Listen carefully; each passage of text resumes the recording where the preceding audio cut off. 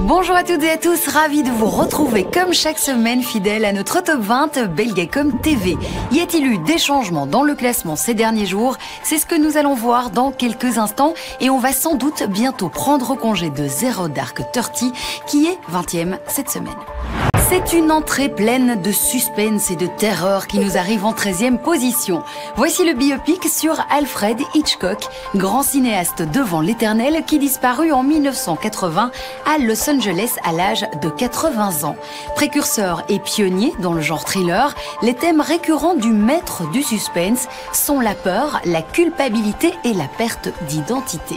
Hitchcock, le film, retrace une période de sa vie à l'époque du tournage de Psychose, son immense succès de 1960. Évidemment, le film qui suit n'est pas pour nos petites têtes blondes, puisqu'il s'agit d'un film d'horreur à faire trembler les moins frileux. Alors que le premier opus datant de 2010 était de la lignée de films found footage, à l'image du projet Blair Witch qui semble être tourné en caméra amateur par les personnages eux-mêmes, eh bien cette suite change totalement d'approche et nous emmène vers une narration linéaire avec un nouveau réalisateur aux commandes, mais toujours la même héroïne jouée par Ashley Bell. Allez, on respire une bonne fois, voici la bande-annonce. Vous aimez les films historiques avec de l'aventure?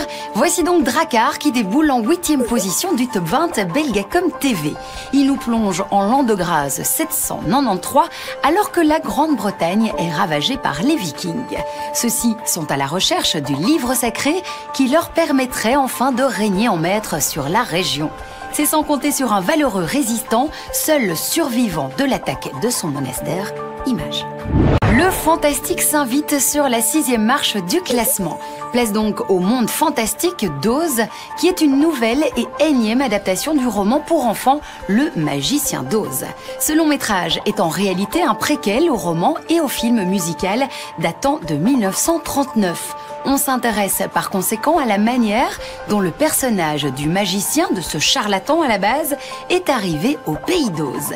Robert Downey Jr. et Johnny Depp avaient été pressentis pour incarner cet illusionniste haut en couleur, mais c'est finalement James Franco qui décrocha ce rôle magique.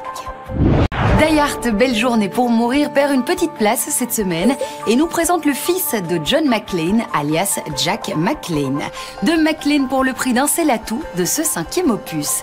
Et n'est pas le fils de Bruce Willis qui veut, même au cinéma, car Jay Courtney, qui fut révélé à la télé dans Spartacus, le sang des gladiateurs, a dû passer 2 fois le casting et faire une lecture avec Mr. Willis pour finir par le convaincre.